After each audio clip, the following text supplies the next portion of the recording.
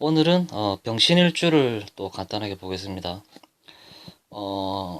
병화일관들 같은 경우는 음, 관계를 맺으려고 하는 성향이 굉장히 강하거든요. 그렇기 때문에 이렇게 화기운이 강하신 분들은 사회생활을 잘합니다.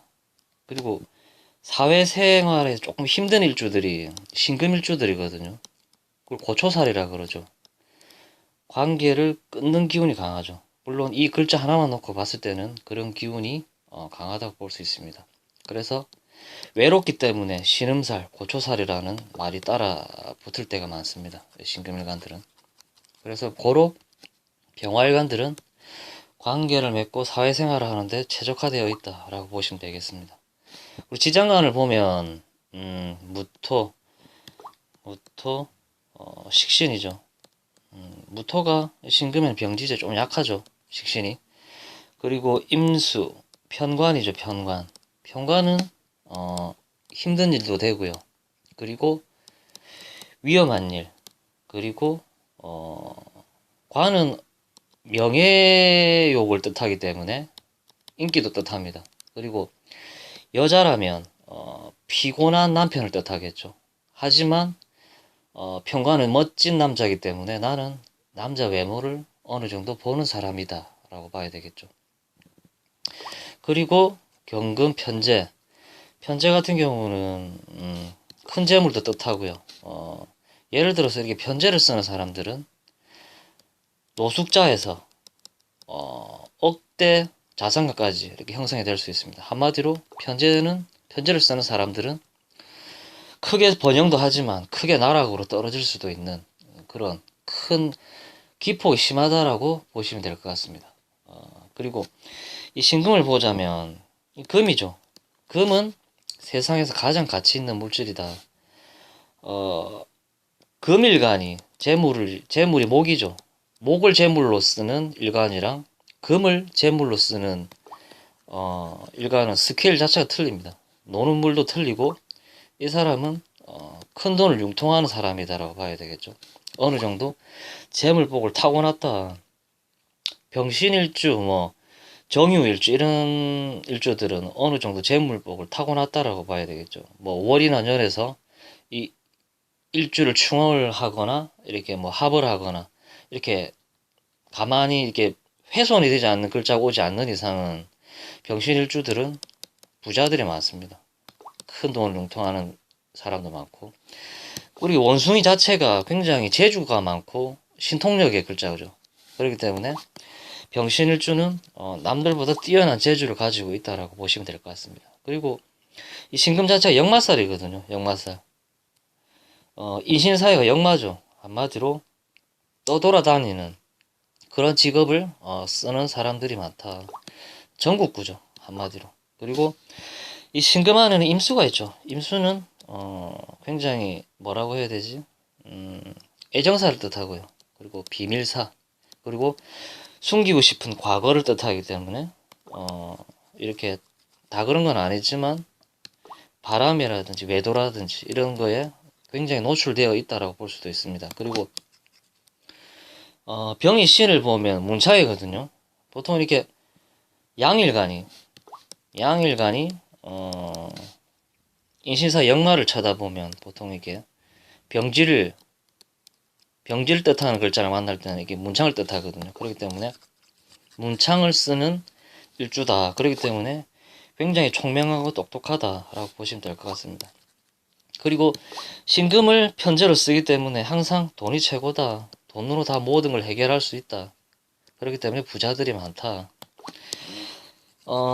병신일주들은 재물을 다루는 사람이기 때문에 큰 돈을 융통하고 그렇기 때문에 돈으로 다 해결할 수도 있고 부자들이 많다라고 보시면 될 것 같습니다. 그리고 병신일주는 진토랑 사화가 공망이거든요. 진토가 공망을 맞았다라는 것은 식신이죠.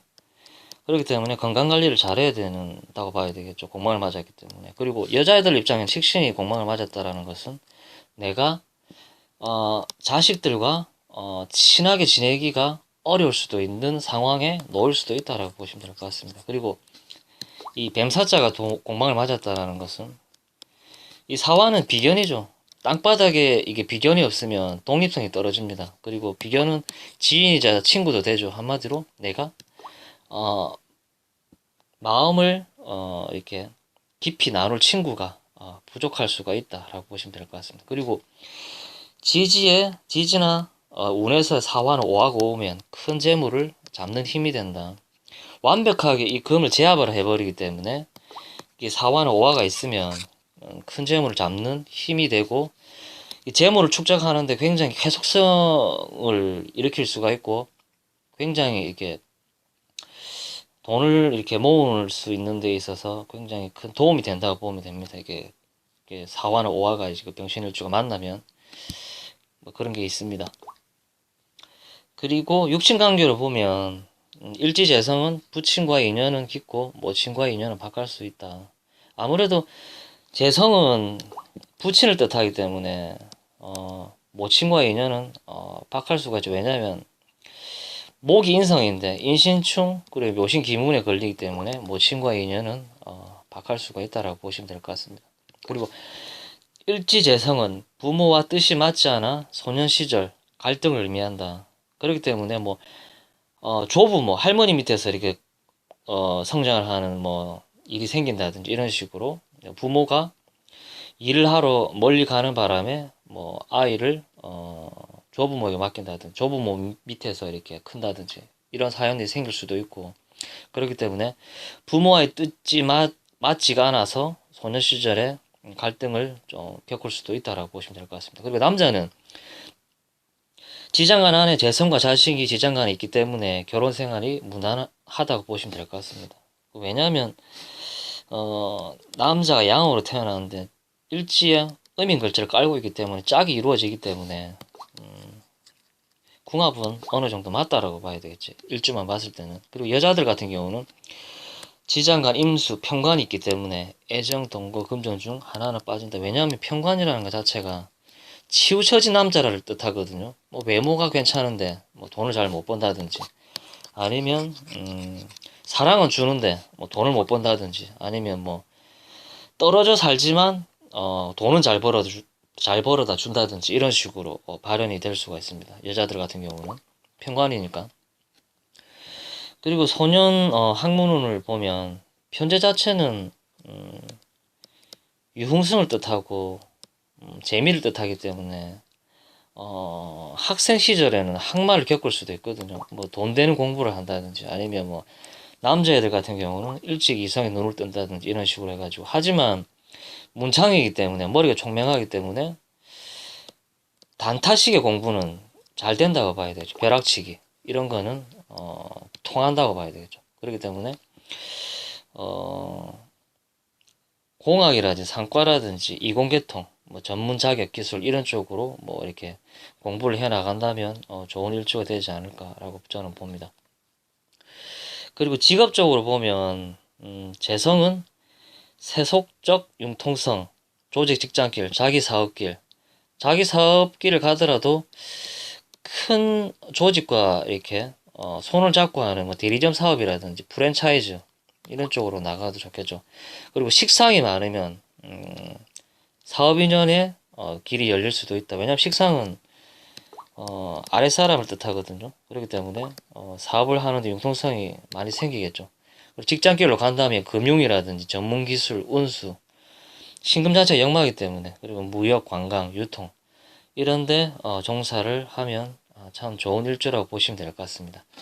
예, 오늘은 병신일주를 또 제가 간단하게 이렇게 봤습니다.